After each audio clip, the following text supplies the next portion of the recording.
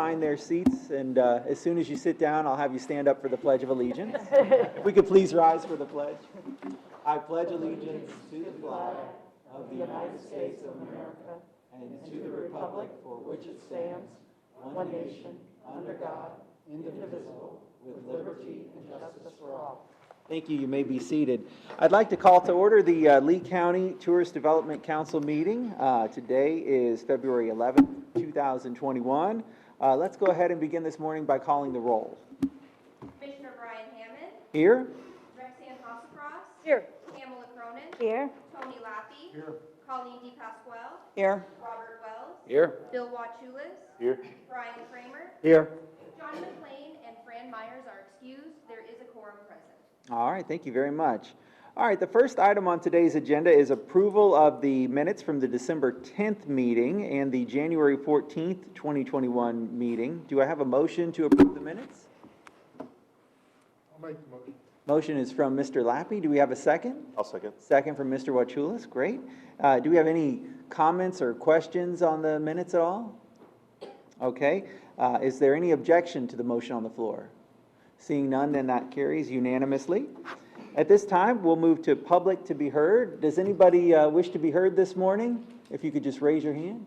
Great. And if you'll step to the podium in front.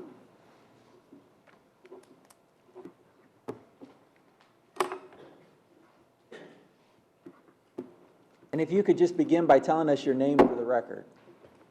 Good morning. My name is Earl Morgan. I'm a Lee County resident. I'd like to say good morning, Commissioner Hammond and Council. I'm here on behalf of the Restore Fort Myers Beach Arches, which is a nonprofit organization hoping with Lee County to rebuild a replica of the historic arches that were once the gateway to Fort Myers Beach for many years. And in doing so, adding a small but historically significant new tourist attraction at either Lynn Hall Park or Bowditch Park in Fort Myers Beach. This is in the planning stages, and we just wanted to know that we're here and ready to work with you. Thank you for your time. Thank you very much. Yeah, thank you for your time this morning. Does anybody else wish to be heard this morning? If you'll just raise your hand. Okay, seeing none, then we'll go ahead and close public comment. Do we have any municipalities to be heard this morning? Okay, seeing none, we'll move forward. At this time, we'll move on to the report of the Executive Director, Ms. Pygott. Good morning. Start with the bed tax for December. Bed tax collection came in at $3.7 million, down 6.1% for the month. And then for the fiscal year to date, that puts us down 7.1% at $8.4 million. So real quick, before you go on, I might stop and ask questions. Yes, sir. So how does 7.1% down compare to what we might have thought we would be at this point? I assumed we were going to see some dip. We've seen some dip most of the year. But as an example, I was curious. I started looking to see some of my colleagues around the state. How are they doing? And, we had a very good December compared to others. Pinellas County, for example, was down 24%. So just as in context, I think we did a little bit better than I thought we were going to do. Very good, very good. Thanks. Would Any you other agree? comments or questions on? Yeah, I mean, when you look at the STAR report, hotels were off about, closer to 14%.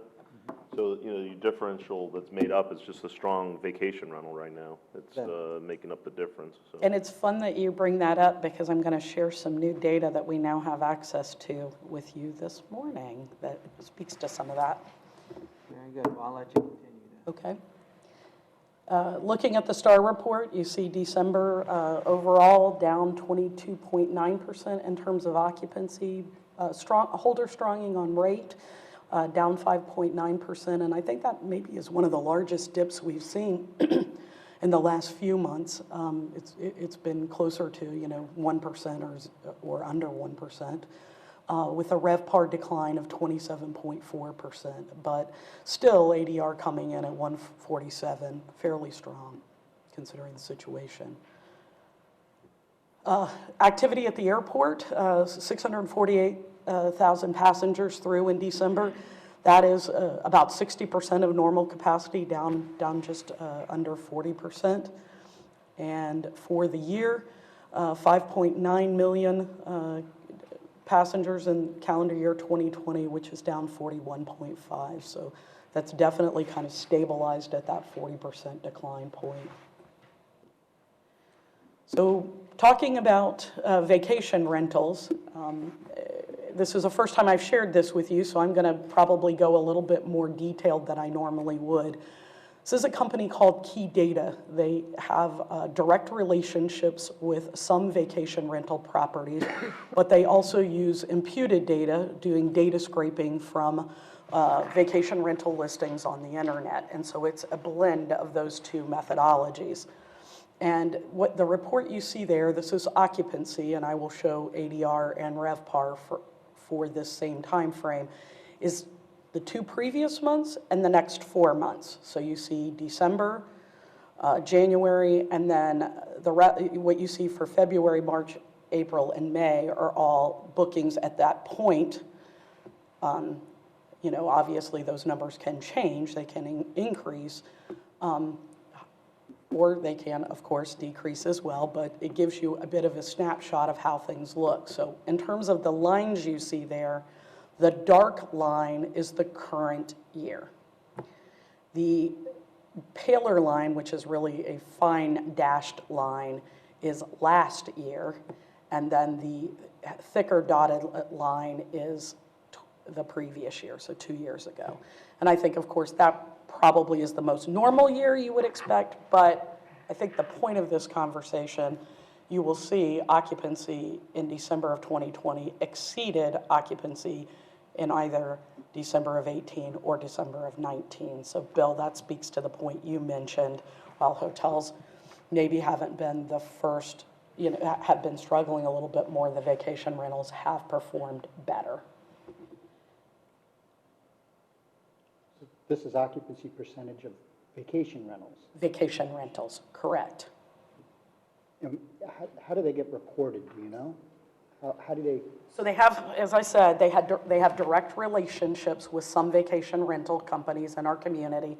I think they have about 3,000 units that they have direct relationships within the community. And then the others are imputed based on data scraping. So the listing comes down, you know, they assume that that's occupied. And of course, this excludes, you see the adjusted, this excludes the owner staying in the unit. So if the owner is using the unit, that's taken out in these figures. So we can look at that data both ways, but for our purposes, I think it makes more sense to look at it this way. So Amanda, if you'll switch to the next slide. So here's ADR. You'll see ADR, very little variance from previous years, and I think that's been true in the hotel side as well. The rate is held very strong, so it's pretty consistent to what you've seen in the past. And then, of course, the next slide is RevPAR. So, of course, you do see that variance combining the two, occupancy and ADR. But it gives you a little bit of a feel for what's going on the vacation rental side. So I wanted to present it to you this way this month. Going forward, maybe we'll present it a little bit more like we do STAR, but I wanted you to see that kind of longer term portrait. And of course, we can include this past 2 and forward 4 in your data each month, but we'll do a summary going forward. I just wanted you to have this first snapshot. So we have subscribed to this service, and you know, one of the things I very much want to do is encourage more of our vacation rental companies to participate, because obviously more participants, better data, and but I think it's really interesting to see, and gives us a little bit of a better understanding of where that difference is between what we're seeing in the STAR report and the bed tax report. So, any questions? All right. So with that, I am going to ask Philip Downs to come up and share with you both the fourth quarter data report, visitor tracking and occupancy information, and then also our most recent consumer sentiment study. Philip, thank you. Good morning, everyone. It's great to be here in person instead of Zooming. I'm sure we've all had enough Zooming. So I'm going to be presenting results of the October-December 2020 visitor tracking study. As in past presentations, we take the customer journey, starting with pre-visit, covering travel party profile, their experiences here, how they evaluate their experiences here, and then the economic impact, which of course is the bottom line. So let's start there. This is October to December. This year compared to last, down about 12 to 13% based on the metric. Interestingly, if you go back to 2018, the 2020 numbers are very close to the 2018 numbers. So we jumped up in 2019, and then obviously because of COVID, we jumped back in 2020. Looking at year to date, the numbers are down, over 30% drop in visitation. The drop in visitation is greater than the drop in room nights and spending because we had fewer VFRs, people staying with friends and relatives, and fewer day trippers this year. Plus our travel party size was up and our length of stay was down, which affects the relationship between visitation and room nights. Looks like we have a little translation issue between our computers and yours, but that's 138.82 for the ADR. And you just saw the December numbers. And so for the quarter, the GMs and owners did a good job of hanging on to ADR. The RevPAR was off over 8%. So let's look at what happens before they come here. Over half plan their trips at least 3 months out. Now that's down from 2/3 of the people last year who planned that far out. And this is a trend that we're seeing across destinations. The travel planning window keeps getting shorter and shorter. People are uncertain about their travel plans. Almost half sought information prior to the trip from hotels and the VCB. This is up from 20% last year. People can't get enough information. They keep trying to figure out what's going on. What are the ground rules? Can I travel? Should I travel? 18% considered other destinations. That's up from 10% last year, which is also reflective of the uncertainty surrounding consumers. By the way, almost all of those 18% were considering other destinations in Florida. Nearly 9 out of 10 used websites and apps to plan. That's up from 80% last year. Another reflection of people's desire for information to try to figure out what's going on. And you can see the sources here: airline websites and apps, search engines, hotel websites and apps.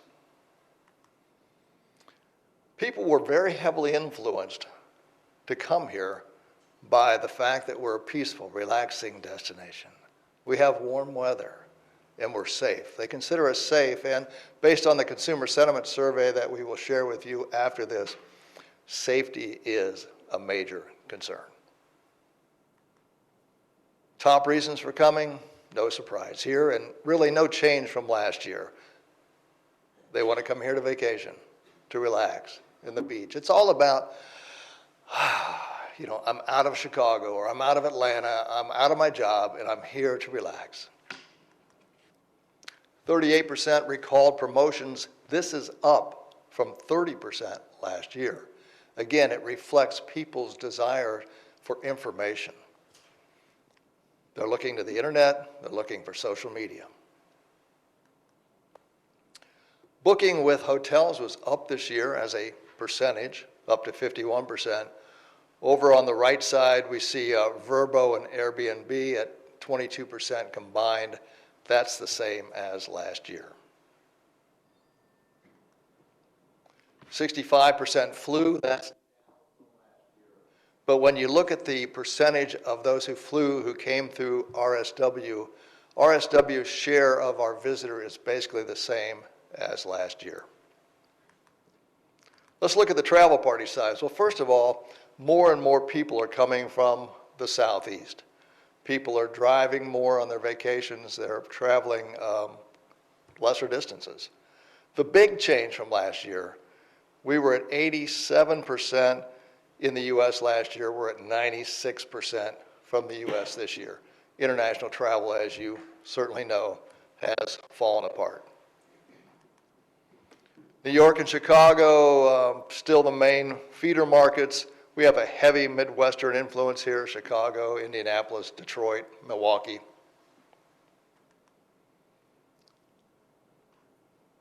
Travel party size went up this year. It was 2.9 last year. 3 out of 10 traveled with their children. And the most common travel parties are families and couples. The profile of our October to December visitor this year is pretty similar to last year. The median income dropped. It was around $114,000 last year. And the visitor this year is also a little more diverse. 29% are not white, and last year that was much lower. Let's look at their experience here. Well, they stay in our condos and vacation rentals, hotels and motels. About 2 out of 10 stayed in non-paid accommodations, and only 4% are day trippers. That's not much different from last year. They spent 6.6 nights here. That's down dramatically from 7.8 nights last year.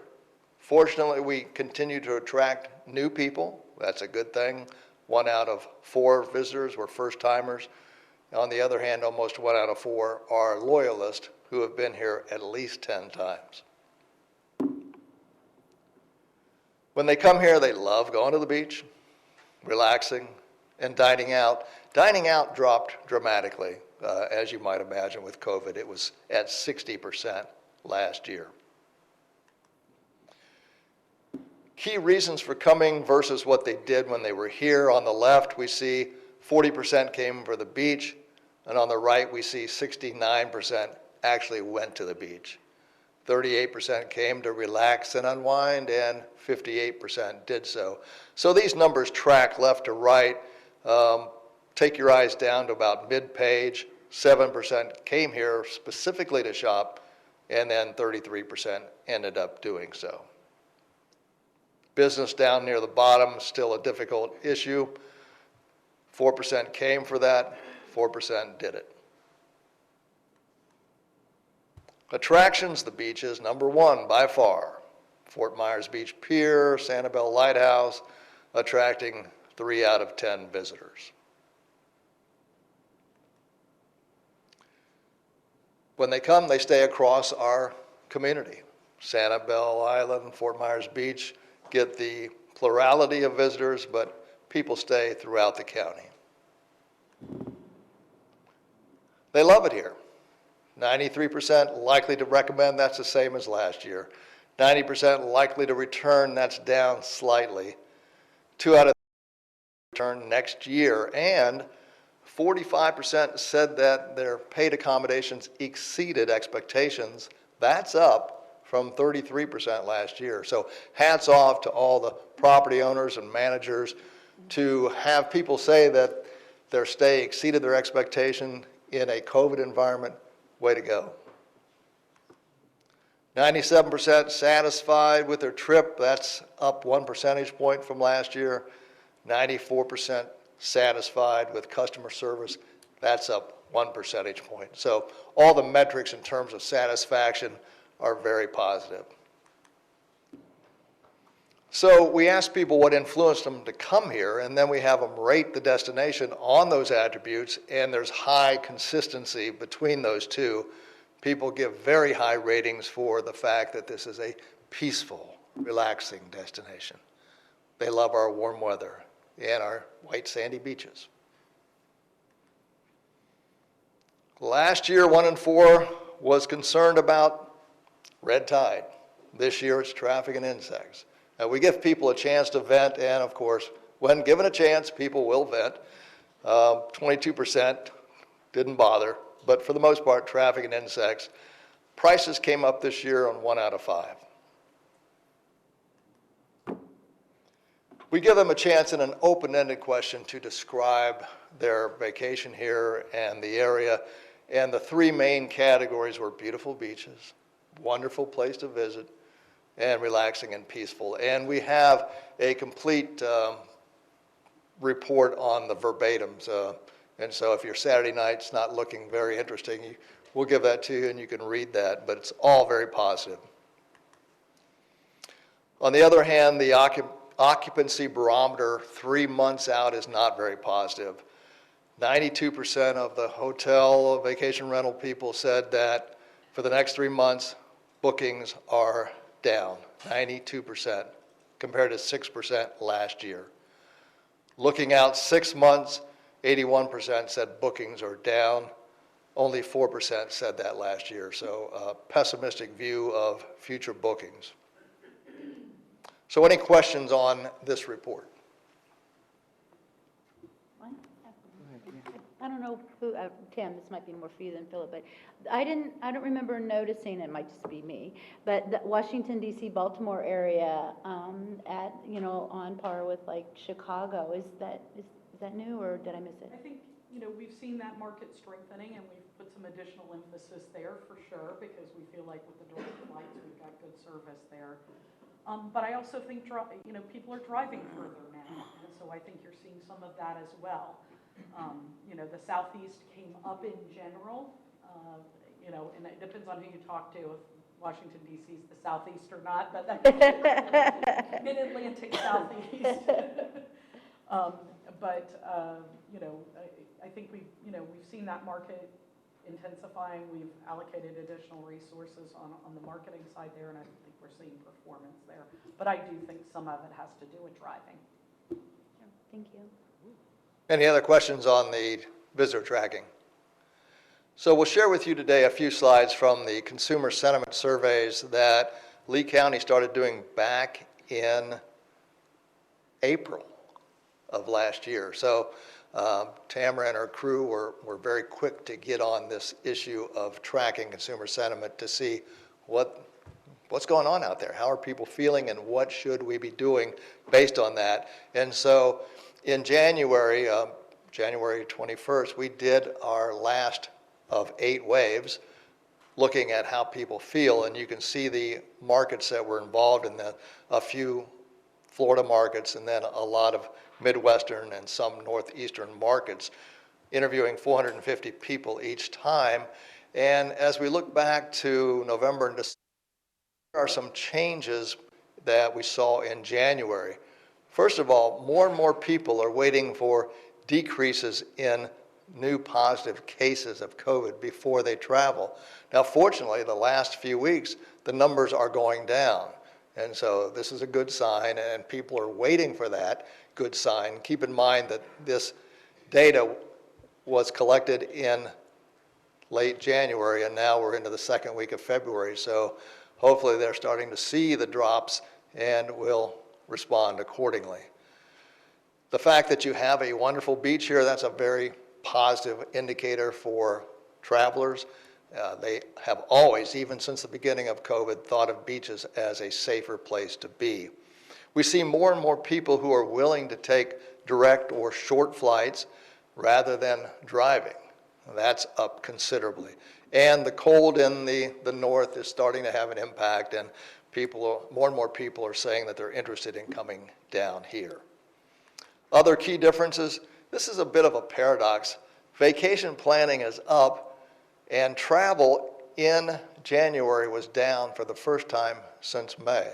As you will see in a later graph, we've seen a steady increase in travel until January.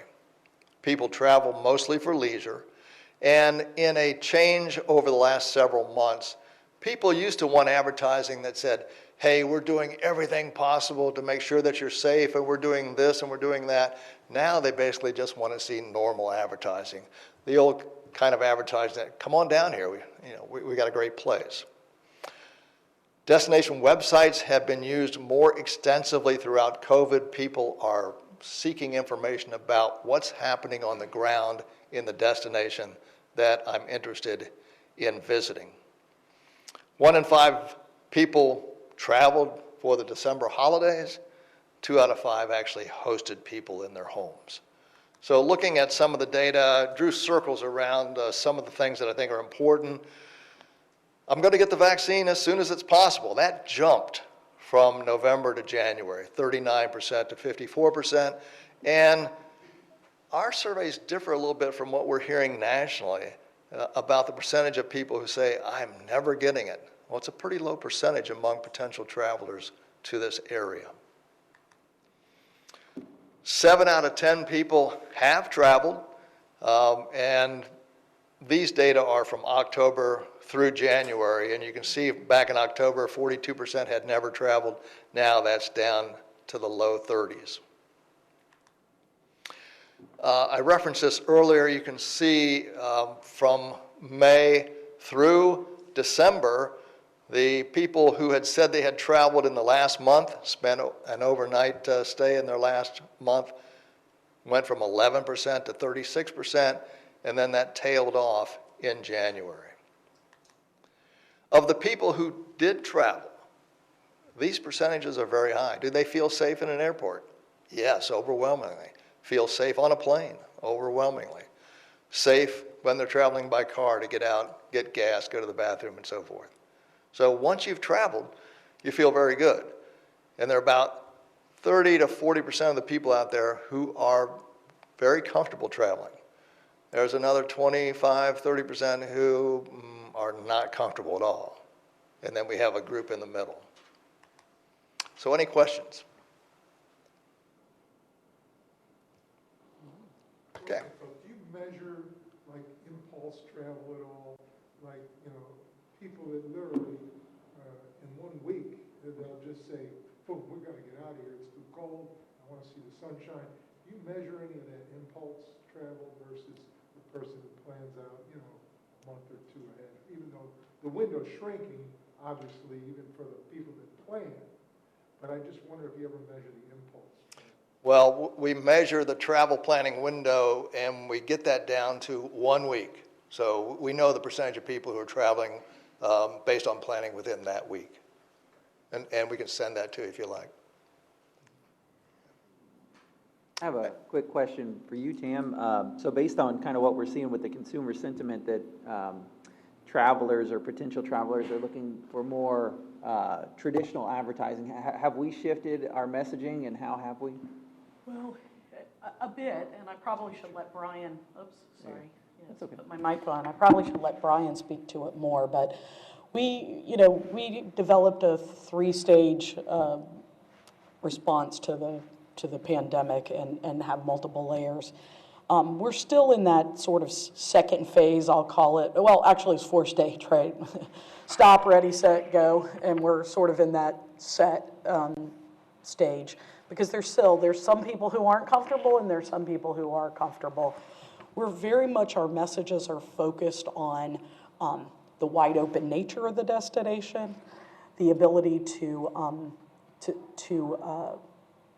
feel like you have the ability to operate independently and to move about independently without crowds. We're not quite back to full throttle, come here, everything's over. And again, it's because that's what we're seeing, not only based on the consumer sentiment study, but also web traffic and people who are actually doing bookings. And we have kind of a matrix of things that we're making that decision based on. And so in order to shift to that third phase, we need to see some more of those key things that we're tracking coming up. But it really depends on who you're talking to. And when we're speaking to people who are interested in booking, we're serving them up a message about actionable plans, taking action and making a booking. So it's just a little bit different messaging depending on the audience. Seems reasonable to me, yeah. And, we're going to get to the budget here eventually, but you'll remember we stepped up our marketing for first quarter. You know, that was one of the things we talked about. You know, normally we don't have to spend a lot of dollars marketing this time of year, but we felt like because of the situation and the importance of high season to our community, we needed to step that up a bit. So we're doing everything we think we can on our end to push that as hard as possible. Very good. Which I think relates to the 7%. Yeah, segmentation's changed too. We're seeing the online travel agents, Booking.com, Expedia, they're off about 50%. So, I mean, the traveler's not as willing to book through them versus booking directly, which has helped ADR in the hotels because we're not paying a 20% commission to them. So it's segmentation, and wholesale businesses. Domestic, great. International, of course, is gone. And you even saw it in Phillips' data, 51% said they booked directly with the hotel. That's a pretty significant increase from normal. Yeah. Or, you know, when I say normal, whenever normal was, but, you know, in the past, so to speak. It's a strong driver of keeping the hotels profitable because we're not paying that commission. So, and that's why you're not seeing rates probably dipping as much as they are, so. Are you guys feeling that from the guests that come and stay with you too? I know that our home sales actually are going through the roof right now. People are moving here, and I assume part of that is to escape maybe the political climate and restrictions that they're facing up north that they're unhappy with. Are people saying that that's also why they're visiting here as well, or? Early on, we were getting a lot of people inquiring about trying to get the vaccine, you know, doing actual travel here for the vaccine. That obviously changed when the governor changed that, but I think people, I think my big worry was, would people be willing to get on a plane? And no doubt they are. I mean, the numbers are, but it's all last minute business. It's all last minute, but they are traveling down. They're traveling down to get away. And this cold snap up north has been perfect for us. Keep going, right? So you can't ask for anything better, so. Well, and I think that speaks to it. I know when you see those airport numbers and, you know, the numbers are off, but remember, some of our local residents aren't leaving either, and they add into those numbers. So it's not just visitors that go through the airport and add to those numbers, it's also local residents. And I know I haven't been on an airplane in almost a year, so, and that probably applies to several of us around the room. So, you know, as those numbers, you know, locals are affecting those numbers too, is what I'm trying to say. We are definitely getting visitors through the airport, and in fact, as we mentioned last month, we have reopened the booths at RSW, and as our volunteers are getting their second vaccination shot, they're coming back, but we have been using staff to you know, to man the booths at the airport, and we're definitely seeing activity out there and the need for, you know, conversations with folks like us who can help them answer questions and find their way to the places they're trying to get to. So, you know, there's a rebuild absolutely going on, no question. Yeah, what I'm seeing is the visitor that's coming does want to get away to some place where they can have life a little bit more normal than where they are. And so they're coming down where they can go to a restaurant, where they can hang out at a pool, where they can do things a little more freely than they can in the states that they currently live in. And we're seeing a pretty good uptick now for February and March, going a little bit further out. It was very, very short term, as the presentation showed earlier, with people making that last minute decision to go. But I'm starting to see it stretch out a little bit more into March and the first half of April with Easter and everything else that's going to be coming up. People are starting to make those plans and starting to come, and we're seeing our transient numbers uptick pretty good, which is a nice sign. The big question is, when will the group all come back? The good news is for us, we're seeing our leads are starting to increase, so we're starting to see more groups starting to get ready to you know, they're dialing the phone, they're not signing the contract yet, but they're asking for the proposals and they want to have everything teed up and ready to go. So I think from a messaging standpoint, I'd be careful to not shift everything directly into just transient, because I think it's going to turn on a dime. The minute society says it's okay for a group to meet and it wouldn't be scrutinized, they're going to start signing those contracts and be looking for places to go, and they're going to need to meet. You know, if you locally, we just signed a pretty significant charity event that just needs to do their business. Otherwise, they're not going to be around anymore. And so these things are starting to need, and it's for May of this year. And so I think you're starting to see people are starting to loosen up a little bit and starting to get ready to start, make that leap back into taking those chances. So I think the messaging is, yes, should be on the transient traveler coming down, but don't lose sight of, as soon as the groups are ready to go, they're going to come. They're going to start coming back. That's my personal opinion.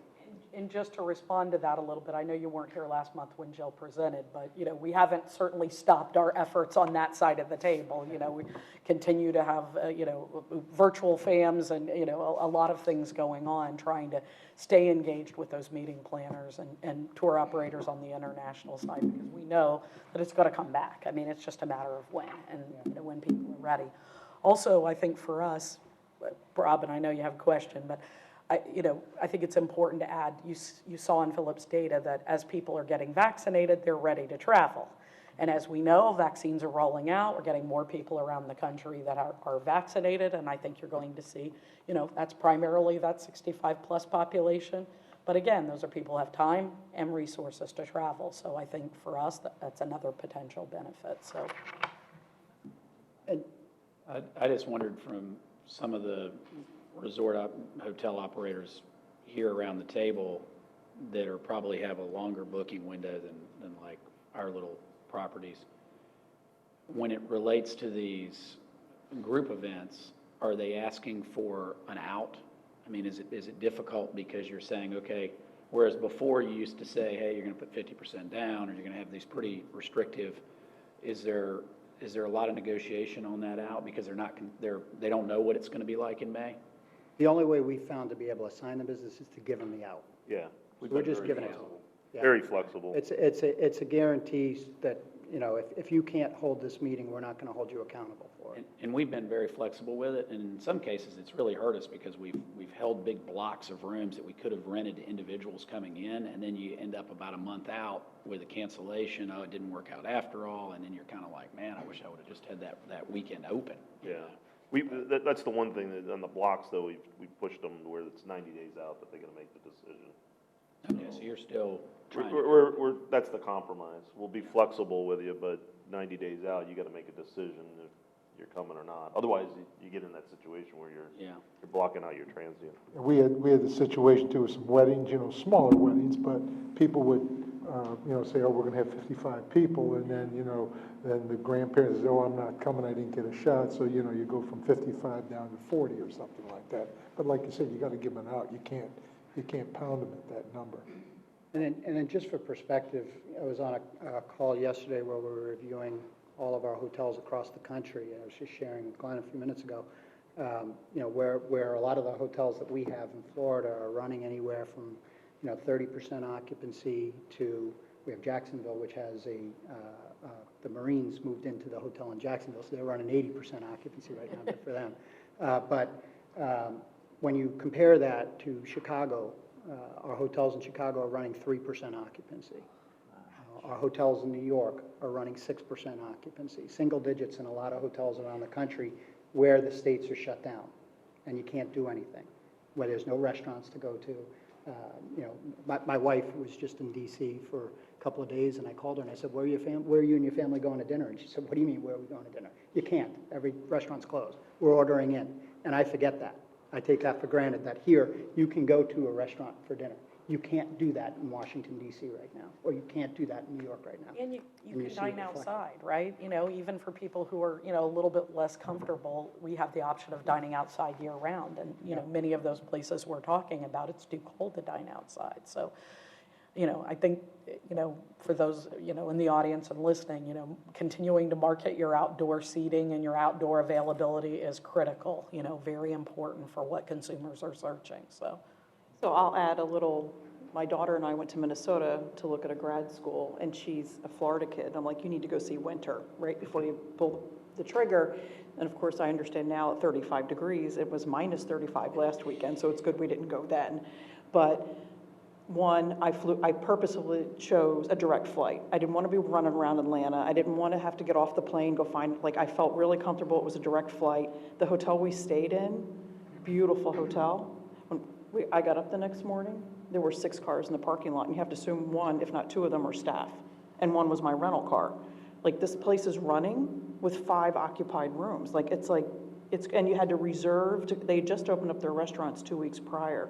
But they had outside seating. It's Minnesota in January. I'm like, who does that? There were people, but locals, you can ask Mark, locals are doing that. They're sitting outside drinking their beer. I'm like, yeah, no, it's 25 degrees. I'm like, forget it. It was a warm day for them. It was, that's exactly what they told us, but they said this, well, like, but they were very excited, very hospitable, but I did make decisions based on not getting off the plane, where were we going, could we go out, but it was dead, like, we're driving around downtown, it's dead. The campus is dead, because that's what we went to go look at University of Minnesota. We saw 3 people walking around, there's nobody there. It's just it was very interesting, but, you know, people are making decisions based on perceived safety, because I'm a long way from the vaccine, right? And I think that, you know, we continue to be at an advantage there. I mean, you know, we do. We you know, our beaches are uncrowded. You know, we have all those outer islands and escape mechanisms for people. We have these beautiful natural hikes and trails and, you know, things that people can really get outdoors and enjoy. And I think it's making, you know, it's positioning us well. And we're leading with that in our conversations on the marketing side and the sales side. Let me just throw this out there then, just for discussion with the group then. So we've had 4 straight weeks of declining cases. I mean, not only nationwide, but even here locally too. What do we do with that information as we talk to our potential visitors? We have not been talking about COVID specifically in our conversation with visitors. It's an interesting conversation, you know, because there's the flip side of that, and you know what happens when the cases go up, then it's, you know, that's a very delicate balance. But certainly on our website, we have a link to the county's page, and to the state's COVID site. So they have access to that information. We're not leading with that in conversation, but we have it there for visitor information, if that helps. I think it's more like we do internal surveys of our customers when they leave, and we have certain questions that are geared specifically around how safe did they feel when they were staying with us with the COVID measures that we've taken in place and we put in place, and we've got about 6 questions that address that specifically, and in each one of those metrics we're above 97% favorability. So we use that when we're talking to our customers to say, look, if you want to come and you want to feel safe, don't listen to me tell you what we're doing. Listen to what everybody else that stayed with us is saying we're doing. And here's what those numbers are. And that becomes very impactful, more than talking about the numbers going down or anything else. It's how do people feel when they get here? So anything that you can use in an arsenal that they can relate to, I think is better. Let your customers tell your story, right? Yeah. I mean, yeah. Yeah, just on, you know, when we did our budgets for our hotels in Florida, we figured somewhere between 15 and 20% off. It's more like only 10% off. So, you know, I've got 40 open positions we're trying to hire for right now. It's kind of caught us on the beaches just because demand is much stronger than we had anticipated. So I think the travelers, the combination of, I feel it's safe to travel enough, and I'm just so fed up with the winter right now, and they're coming down. It's last minute, but it's a lot busier than I thought it would be. Yeah, it's interesting because we just recently started posting positions and trying to call people back that we had let go, and we can't get them to come back because they've got other things that they do. Because I'm already calling all yours. We've already hired them all.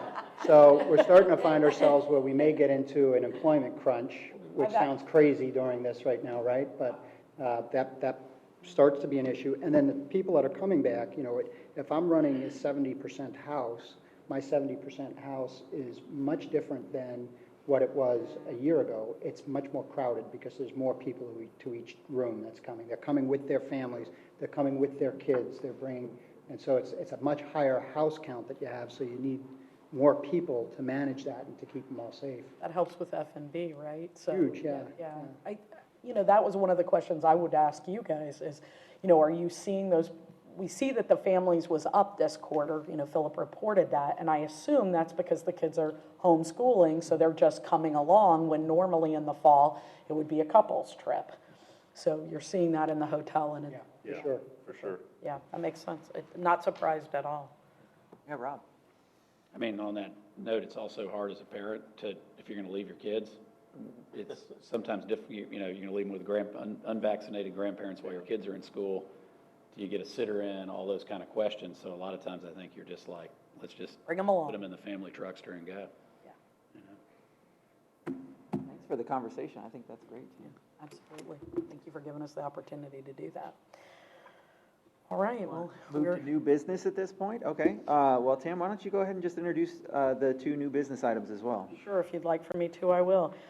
So I'm going to ask Brian to come up. Nancy couldn't join us this morning, but Brian is going to take the lead on talking about formalizing our marketing grant subcommittee members. And we had a little bit of a conversation, and a few people put their hat into the ring, but I know we have more people at the table today, and we want to make sure that we get all the hats that want to participate in this on the list. So I turn it over to Brian. Good morning, Commissioner Hammond. Good morning, Mr. Salyer, members of TDC. As Tam said, Nancy McPhee, our program manager, couldn't be here this morning.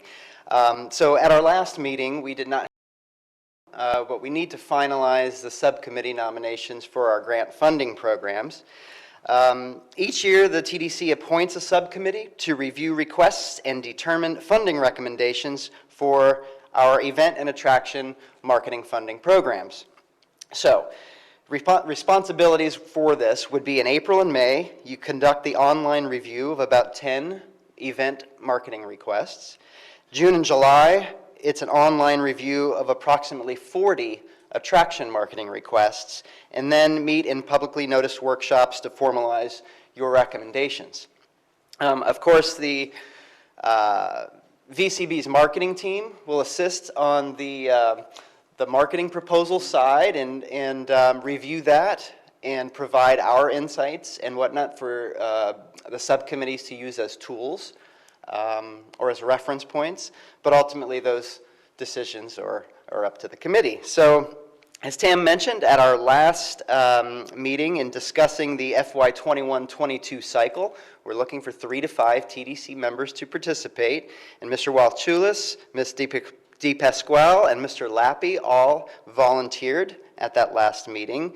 So we're going to look for a motion today for our TDC subcommittee to review our grant applications.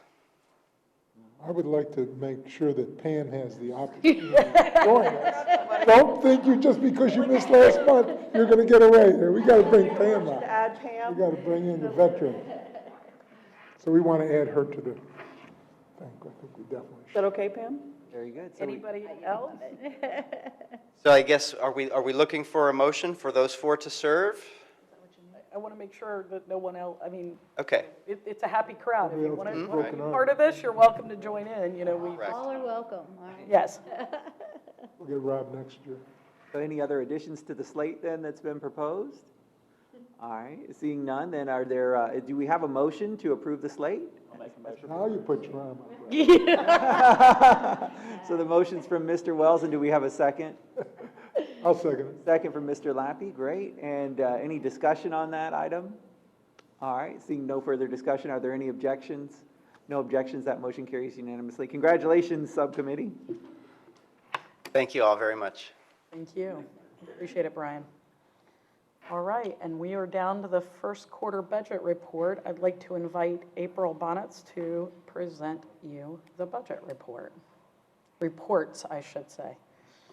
Good morning, everyone.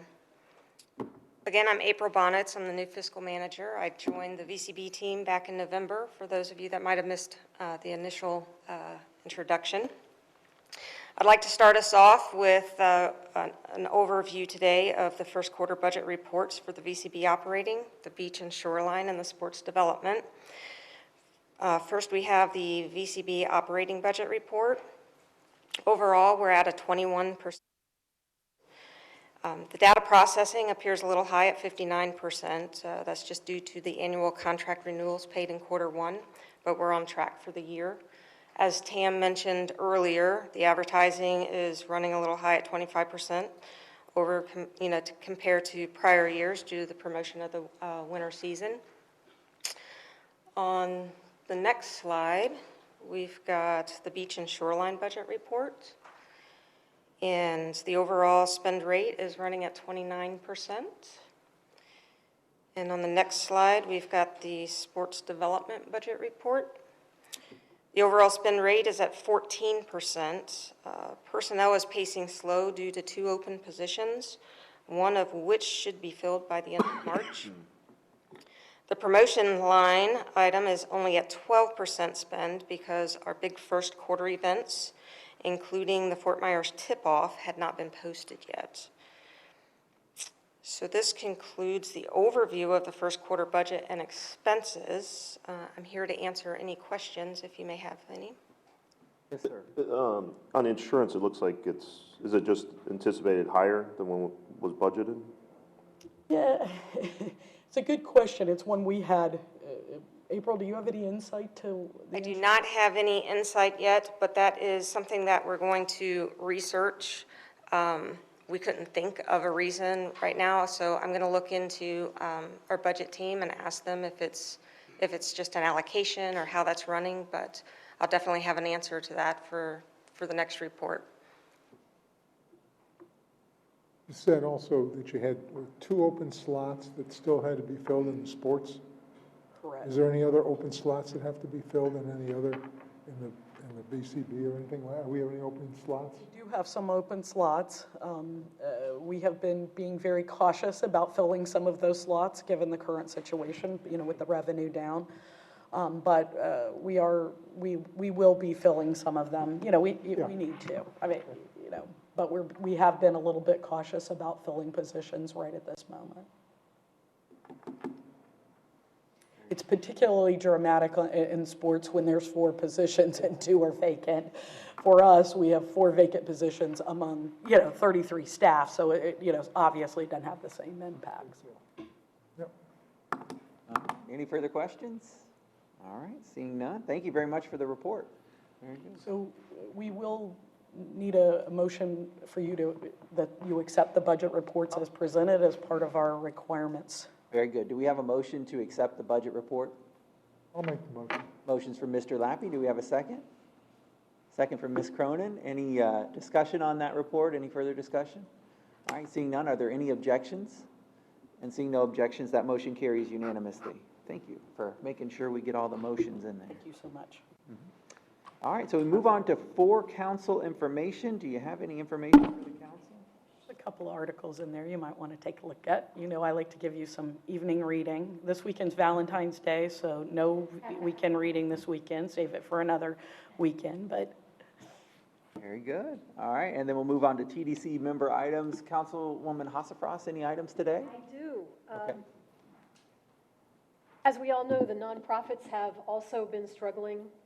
We have a nonprofit at the beach called the Friends of the Mound House. Fortunately, they already had in the pipeline plans to present a book, which we found a professional author who volunteered his services.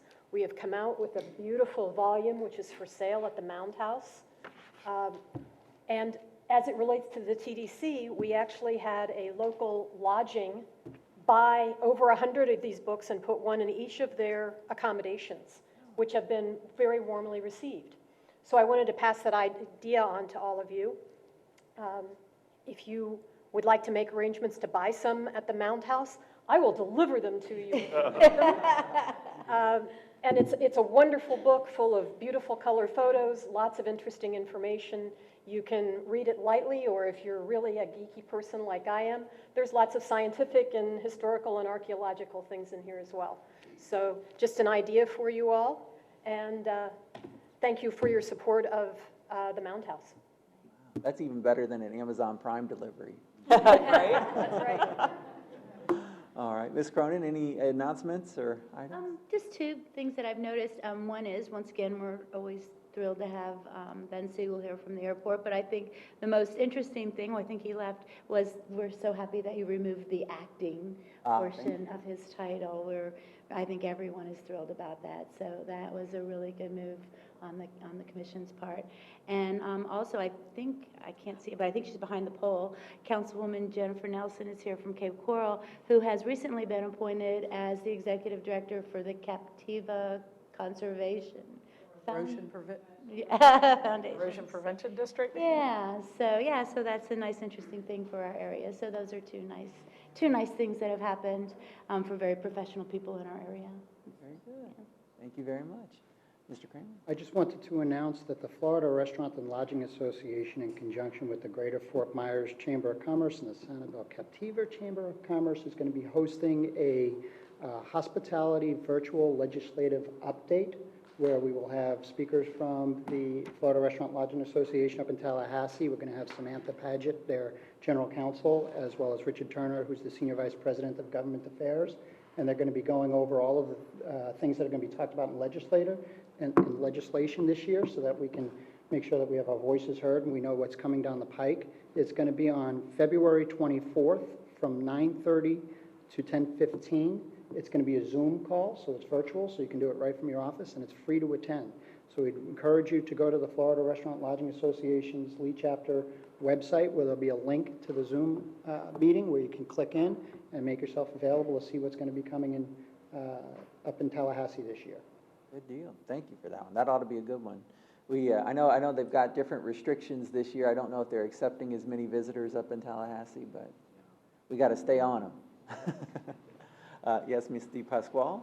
A couple things along line with what FRLA is doing. We have found that we want to make sure, like, I feel like it's the same group of people that are always in the know, like at what's happening maybe in Tallahassee or local government action. So that is kind of where this call came from, because we wanted to share it with more than just, say, the FRLA Lee County Chapter Board. And then this last month, I shared the Tourist Development Council notes like that we get. I shared them on our newsletter, my Friday newsletter. It is amazing, the positive impact we get back, how many people are opening, reading through. Like, I realize, like, we have access to all this great information on what's happening in our community, and we have to share it more. Like, I know that, you know, we're a small circle. We all, like, this group knows, like, because we care, we're passionate about it, we're in the know. But some of the things that FRLA is taking on this year are not just things that affect hotels and restaurants. They're actually business-wide, bigger. You know, one of them is tourist development tax, and some of the communities are being, like, you know, people are poking at them to take them, you know, to do other things than what they were originally designed. There's a lot of things happening, and I think that that's, you know, it's our role to share information as we're getting it. So I'm excited to do that pre-legislative call. And then, and we're sharing this information, and my exec committee loves it. Like, they, you know, they read through it, they kind of ask me questions, we need to share this. I'm like, I am, it's all good. Because it's available, it's public, but they don't know to go look for it if we don't kind of push that way. If anybody wants to sign up for our newsletter, you want to just pass them on to us, we're happy to do that. So, you know, obviously, you know, our goal is to communicate with the industry, but tourism's a community-wide effort, right? So, you know. Everybody's impacted by our tourism dollars. And then, like this, I put Nancy's email in my newsletter and told to get our members and other people in the community to sign up as a vendor for the passports. I'm like, I'm sorry, Nancy, but it's your name on there. So, but these are the things we can be sharing that kind of just break out of our normal circle of hospitality. And, you know, since last month, we've seen some growth in participation and a lot more downloads of or I shouldn't say downloads, signups. Not really a download. You just click through to it and you kind of add it to your screen on your phone. But Just shy of 2,700. 2,700 so far. So that's, you know, great way for local businesses to get, you know, exposed to a number of people. So give them a little deal of free glass of wine or something, and they'll Thank you. be coming in and spending a lot more money than that, I promise. Thank you. Mr. Wachulis? Human trafficking is obviously a major issue across the world, and the state of Florida recognized it and put a statute in that hoteliers need to train awareness, and that requirement started the first of the year. I just want to recommend, if you're a hotelier, you haven't put your front desk, your housekeeping, your bellman through that training, it is required. FRLA has that training available free if you're a member, so it's a great training. It takes only about 30 minutes for your associates to do it. That's a good announcement. Thanks very much. Mr. Wells, you got anything for us? Nothing more to add, thank you. All right, Mr. Lappy? Nothing, just keep the sunshine coming.